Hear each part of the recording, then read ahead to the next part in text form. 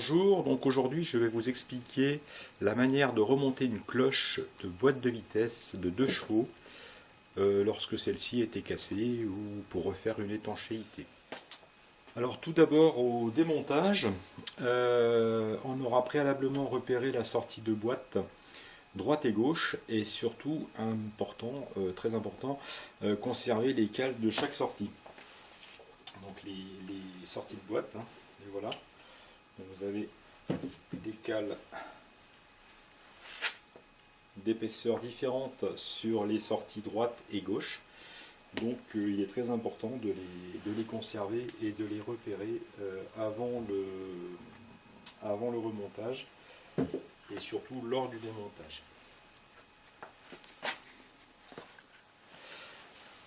Voilà, donc maintenant je vais commencer à remonter le différentiel. Alors le différentiel se monte toujours à droite.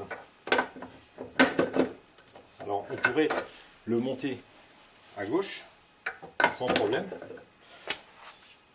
Mais lors du premier redémarrage de la voiture, vous auriez 4 marches arrière et une marche avant. Ce n'est pas le but recherché. Donc on va le remonter correctement, c'est-à-dire le différentiel, le gros pignon à droite. Donc la cloche la voici, gentiment sablée par mon ami Michel. Merci encore, car elle était dans un état lamentable.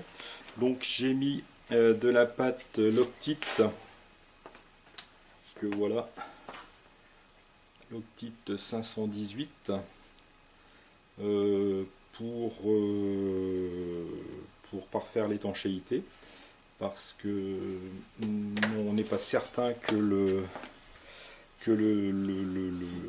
plan soit vraiment adapté, parce que c'est une autre cloche, c'est pas la cloche d'origine, donc il est préférable de l'étanchéifier. Donc c'est une pâte anaérobie donc qui en fait ne sèche que lorsqu'elle est compressée. Donc là je peux la laisser une semaine, elle sera toujours efficace tant que la pâte, la cloche n'est pas montée.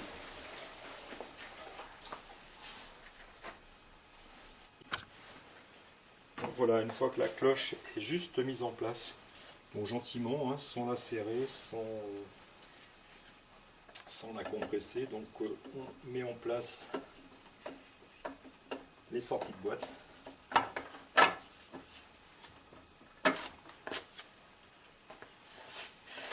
Pareil de l'autre côté, en s'assurant toujours que les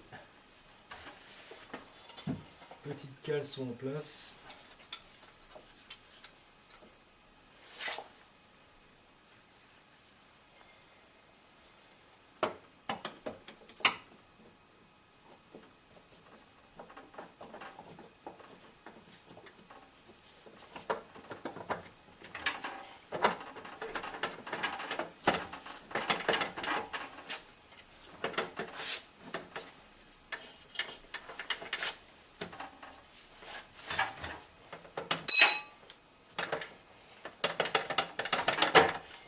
Voilà. Donc là, on voit que ça fonctionne parfaitement. Donc maintenant, il va falloir remettre en place les rondelles, donc les 4 écrous de 17 et les 4 petits boulons de 11.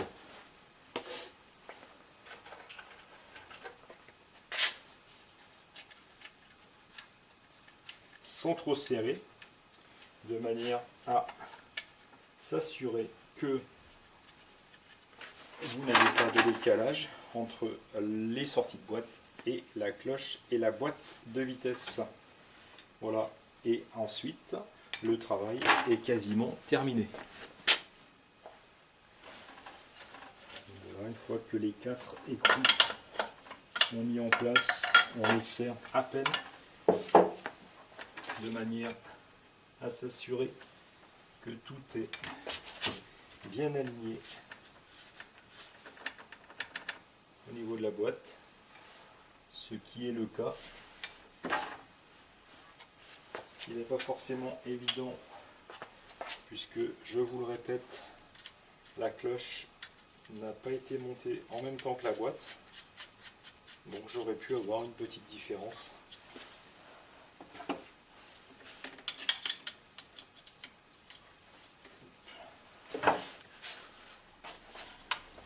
Voilà, idem pour le côté droit.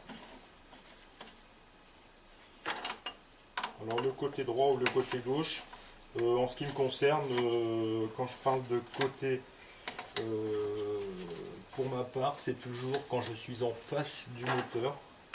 Donc quand je suis en face du moteur, pour moi le côté gauche est là et le côté droit est là.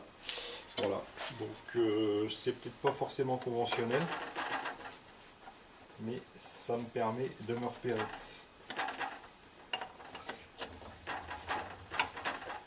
Donc là, on peut serrer les écrous gentiment sans les bloquer.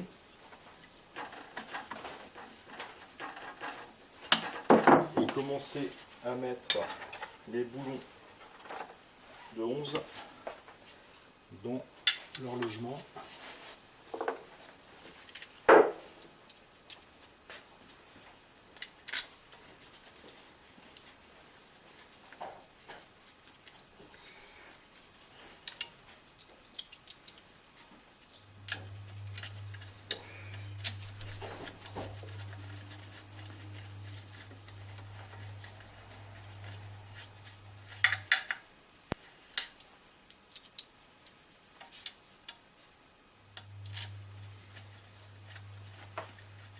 Donc ensuite, il faudra refaire la pointe d'huile dans la boîte de vitesse.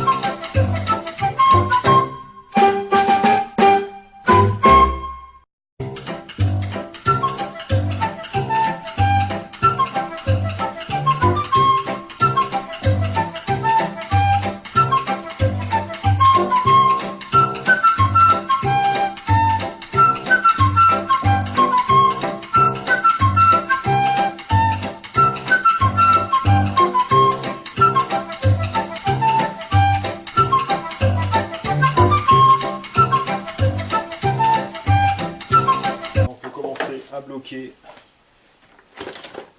les écrous.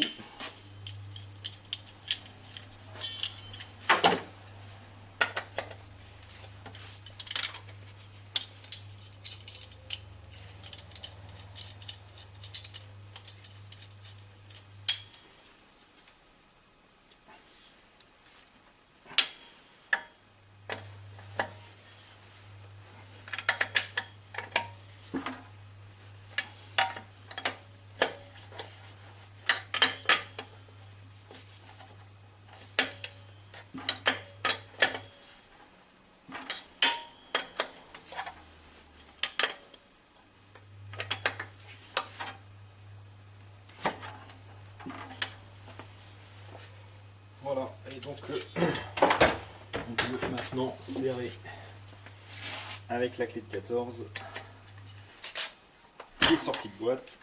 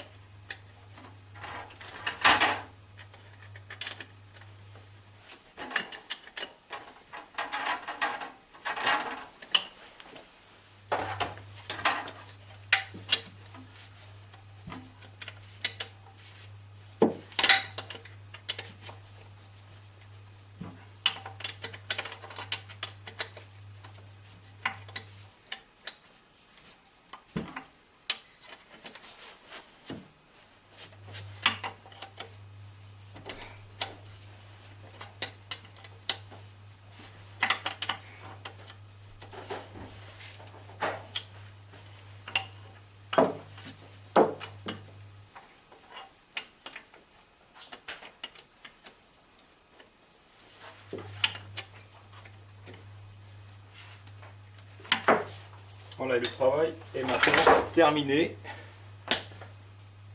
Juste le plein d'huile à faire. Donc pour une boîte de 2 chevaux jusqu'à peu près ici.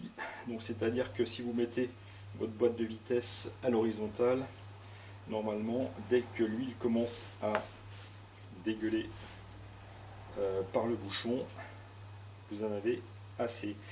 Alors soit vous faites le plein par là, quand elle est démontée vous pouvez refaire le plein par le haut, de manière à refaire éventuellement le joint d'étanchéité qui est au-dessus. Voilà, donc là apparemment tout roule. On n'a plus qu'à essayer de ne pas recasser la cloche de boîte de vitesse en la montant ou en la couplant sur le moteur. À bientôt.